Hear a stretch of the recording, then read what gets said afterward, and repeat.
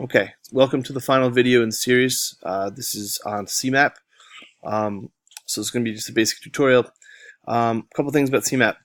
First, this is not like a tool like MindMeister where you're going to go to a website and interact with it, or VoiceThread where you're just going to type in VoiceThread. CMAP is a application which you will download directly into your computer, more along the lines of something like Jing. So if you need to keep an icon on your desktop, or if you're using a Mac, you're gonna have to use the Launchpad to find it. So just keep heads up there. So you will need a little bit of a download process.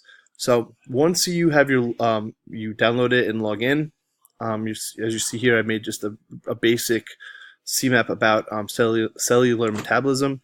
You can see, this is just from looking at this basic outline, that it's kind of a program you could use to do flowcharts, or anything where directionality, or anything that is like a cycle where different steps of some process are connected. That's probably the best choice for using a CMAP. So if you're doing, the processes of, evolution, or of some other, or the development of the planet Earth over 4.5 billion years, this would be a great visual and pictorial way to do that.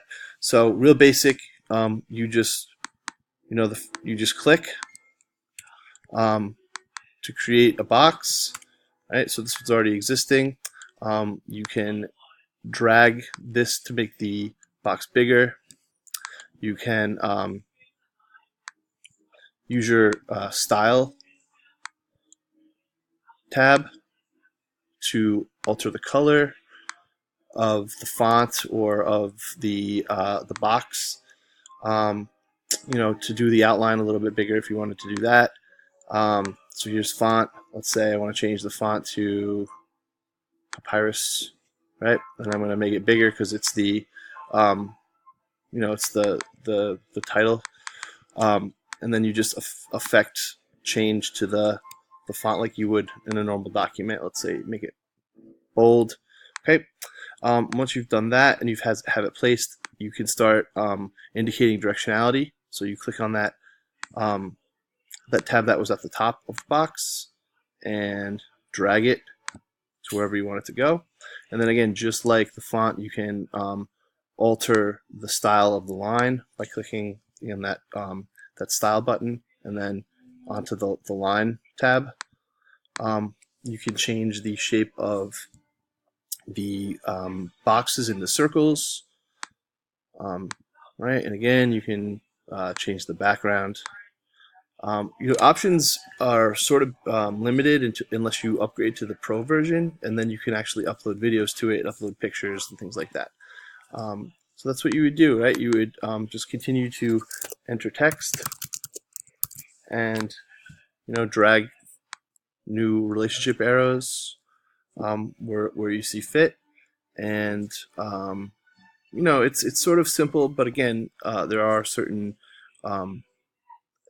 things, especially I think the implications for like a science presentation, something that involves various stages or cycles or a process, would work pretty well. So as you can see, this one is the process of metabolism along the way here.